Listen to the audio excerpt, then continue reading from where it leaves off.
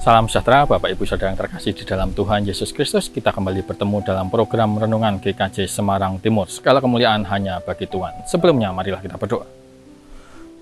Allah yang kami sembah dalam nama Tuhan Yesus Kristus, kembali kami datang kepadamu Tuhan. Kami bersyukur atas penyertaan Tuhan sepanjang hari ini, dan sebentar kami akan merenungkan sabda kebenaran firman-Mu. Biarlah Roh Kudus yang akan menolong kami, memampukan kami mengerti apa yang menjadi kehendak Tuhan, agar dapat kami lakukan dalam hidup kami sehari-hari. Hanya dalam nama Tuhan Yesus Kristus, kamilah berdoa dan mengucapkan syukur. Amin. Renungan kita, bacaan firman Tuhan pada hari ini diambil dari kitab Roma pasal 7 ayat 1-6. Roma pasal 7 ayat 1-6 demikian. Apakah kamu tidak tahu, saudara-saudara, sebab aku berbicara kepada mereka yang mengetahui hukum, bahwa hukum berkuasa atas seseorang selama orang itu hidup. Sebab seorang istri terikat oleh hukum kepada suaminya selama suaminya itu hidup. Akan tetapi apabila suaminya itu mati, bebaslah ia dari hukum yang mengikatnya kepada suaminya itu. Jadi selama suaminya hidup, ia dianggap berzinah apabila ia menjadi istri laki-laki lain. Tetapi jika suaminya telah mati, ia bebas dari hukum, sehingga ia bukanlah berzinah kalau ia menjadi istri laki-laki lain. Sebab itu saudara-saudaraku, kamu juga telah mati bagi hukum Taurat oleh tubuh Kristus, supaya kamu menjadi milik orang lain, yaitu milik Dia yang telah dibangkitkan dari antara orang mati, agar kita berbuah bagi Allah. Sebab waktu kita masih hidup di dalam daging, hawa nafsu dosa yang dirangsang oleh hukum Taurat bekerja dalam anggota-anggota tubuh kita, agar kita berbuah bagi maut. Tetapi sekarang kita telah dibebaskan dari hukum Taurat, sebab kita telah mati bagi Dia yang mengurung kita, sehingga kita sekarang melayani dalam keadaan baru menurut roh, dan bukan dalam keadaan lama menurut huruf hukum Taurat. Demikianlah firman Tuhan.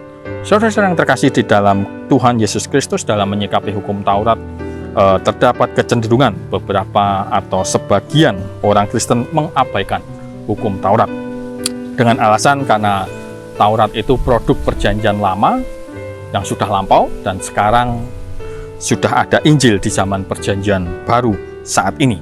Taurat tidak lagi menjadi hal yang penting. Ayat bacaan kita tadi, khususnya pada kalimat sekarang kita telah dibebaskan dari hukum Taurat, juga menjadi dasar pemikiran betapa Taurat bukan lagi menjadi hal yang penting.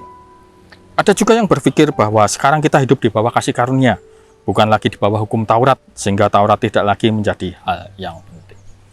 Apakah benar demikian? Berbicara soal kasih karunia, bahwa Taurat pun sebenarnya adalah kasih karunia Allah. Karena sebetulnya sejak manusia jatuh ke dalam dosa, manusia sudah tidak layak lagi disapa oleh Allah. Tidak layak lagi dipikirkan Allah, apalagi diselamatkan. Karena sejak manusia jatuh ke dalam dosa, memberontak terhadap Allah, status manusia menjadi musuh Allah. Menyandang predikat sebagai musuh Allah, sudah selayaknya manusia dimusnahkan oleh Allah sendiri. Dengan memberikan Taurat, artinya Allah masih memikirkan manusia. Manusia dibukakan jalan, manusia diberikan kesempatan, manusia diberikan peluang untuk mendapatkan keselamatannya, untuk meraih keselamatannya. Allah membukakan jalan dengan memberikan perintah-perintah. Jangan ada padamu Allah lain di hadapanku. Ingat dan kuduskanlah hari Sabat. Hormatilah ayahmu dan ibumu. Jangan membunuh, jangan berzinah, jangan mencuri. Dan kita kenal dengan 10 perintah Allah atau dasatita yang diturunkan Allah kepada bangsa Israel melalui Musa di Gunung Sinai. Dari situ manusia ditunjukkan apa saja yang dikehendaki Allah. Dari situ manusia mengerti kalau melanggar perintahnya, artinya manusia sudah berbuat dosa, sudah melakukan dosa. Kesempatan sudah diberikan Allah, jalan sudah ditunjukkan Allah, tinggal manusia menjalaninya. Tinggal manusia berusaha meraih keselamatan. Tetapi kemudian manusia mengerti bahwa tidak ada yang bisa mencapai titik yang dikehendaki Allah. Mana ada manusia yang bisa memenuhi standar Allah dengan melakukan Taurat secara sempurna, secara lengkap? Tidak ada satupun. Seberapapun keras usahanya, seberapapun salah hidupnya, seketat apapun menjaga kesucian hidupnya. Ketika tak dapat melakukan perintah Allah dengan sempurna tanpa celah, artinya manusia dipastikan gagal dalam mencapai keselamatannya. Maka gelisahlah manusia, karena hukuman sudah menanti. Hukuman dari Allah akibat pelanggaran-pelanggaran mereka, akibat ketidakmampuan menjaga kesucian hidup. Maka gentarlah manusia, karena bukan keselamatan yang menanti mereka, tetapi penghukuman. Maka bingunglah manusia, karena tidak tahu cara apa lagi yang mesti dilakukan agar lepas dari penghukuman. Dari sini mengertilah kita bahwa dengan semakin mengerti hukum Taurat, maka semakin kita menyadari ketidaksanggupan kita melakukannya. Bahwa dengan semakin mengerti hukum Taurat, semakin menyadari keberdosaan kita. Dari mana kita tahu berdusta itu dosa? Dari Taurat. Dari mana kita tahu mencuri itu dosa? Ya dari Taurat. Sebab tidak seorang pun yang dapat dibenarkan di hadapan Allah oleh karena melakukan hukum Taurat, karena justru oleh hukum Taurat orang mengenal dosa. Roma 3 ayat 20. Semakin mengerti hukum Taurat, semakin kita sadar tidak mungkin kita selamat. Dan semakin kita mengerti betapa kita sangat membutuhkan juru selamat. Semakin sadar betapa kita begitu memerlukan juru selamat itu hadir menyelamatkan kita. Karena kita bertanya-tanya, bagaimana aku yang cemar, yang kotor ini bisa selamat? Kita membutuhkan kemurahan Tuhan. Kita membutuhkan kasih karunia Tuhan. Maka dari itu memahami Taurat akan membawa kita kepada Injil. Taurat diberikan Allah bukan untuk keselamatan kita, namun Taurat diberikan Allah untuk mempersiapkan kita menerima berita Injil Kristus. Taurat menuntut manusia untuk melakukan berbagai hal supaya bisa ke surga, tapi kenyataannya manusia gagal. Lalu Injil menghadirkan keselamatan. Sepantasnya kita bersyukur kepada Kristus, karena melalui Kristuslah kita boleh mendapatkan keselamatan. Di dalam Kristuslah keselamatan itu nyata, bukan lagi karena usaha manusia, melainkan karena kemurahannya, karena kasih karunia Tuhan. Gambaran di ayat 2 dan 3 tentang istri yang terikat dengan suaminya selama suaminya hidup dan terbebas dari ikatan hukum setelah suaminya meninggal, bermaksud menggambarkan perubahan kita yang tidak lagi ada di bawah hukum Taurat setelah Kristus menggenapinya, melainkan di bawah kasih karunia. Roma 6 ayat 14.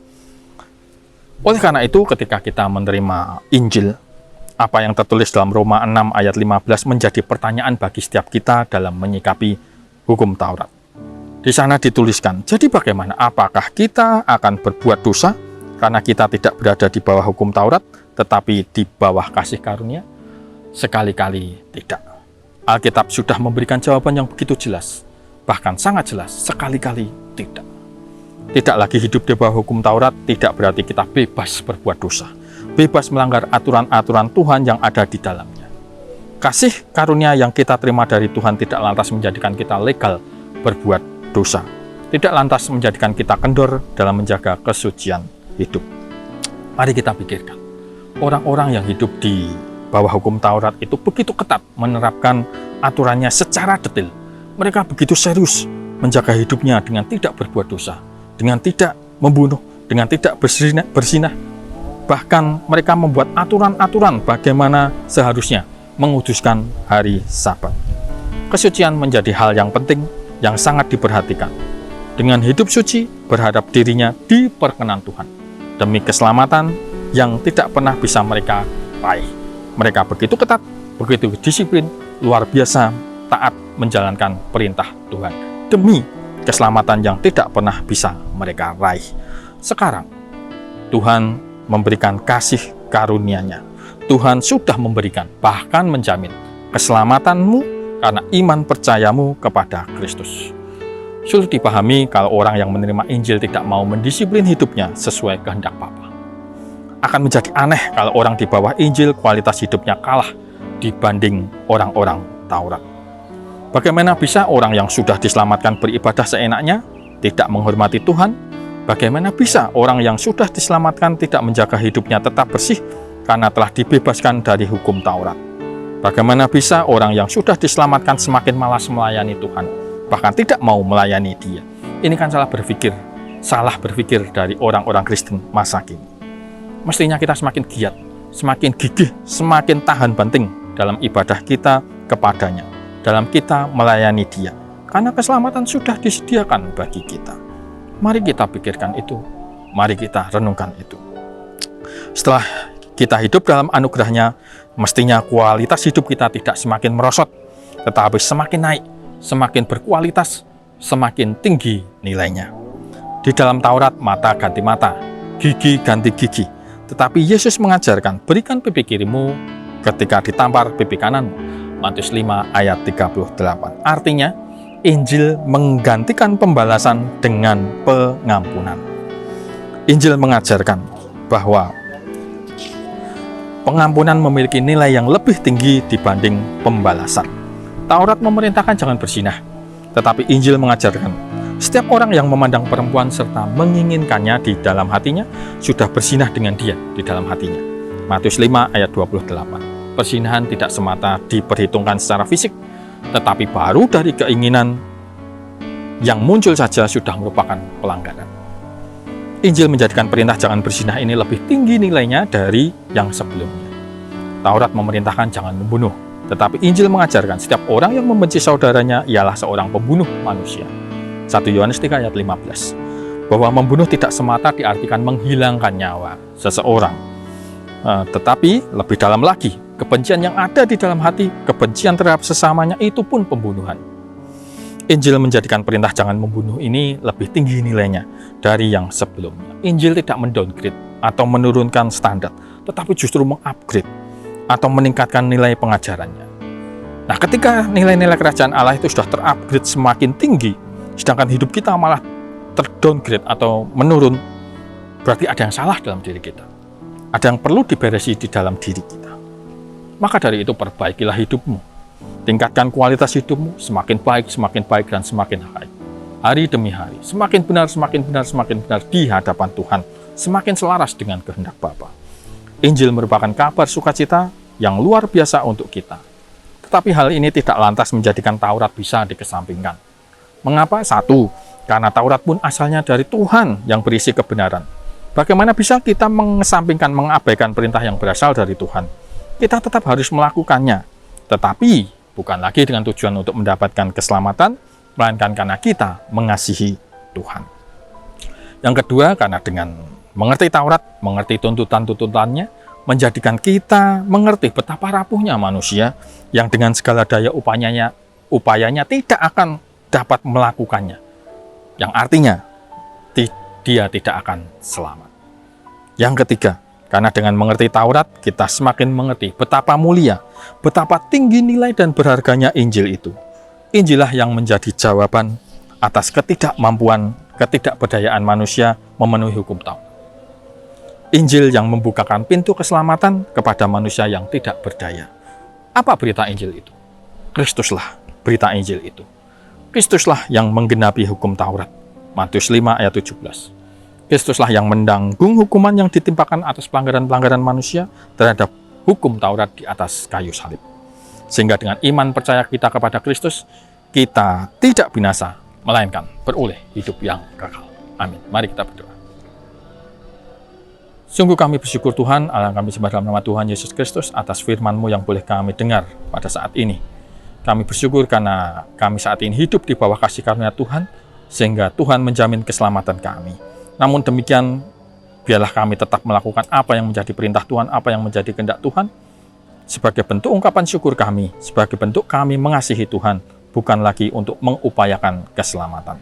Terima kasih Tuhan, biarlah Tuhan yang akan memampukan kami, yang akan menolong kami. Dan dalam nama Tuhan Yesus Kristus, kami telah berdoa dan mengucapkan syukur. Amin. Demikian renungan kita pada saat ini. Kita berjumpa kembali pada lain kesempatan. Salam sejahtera, salam sehat untuk kita semua.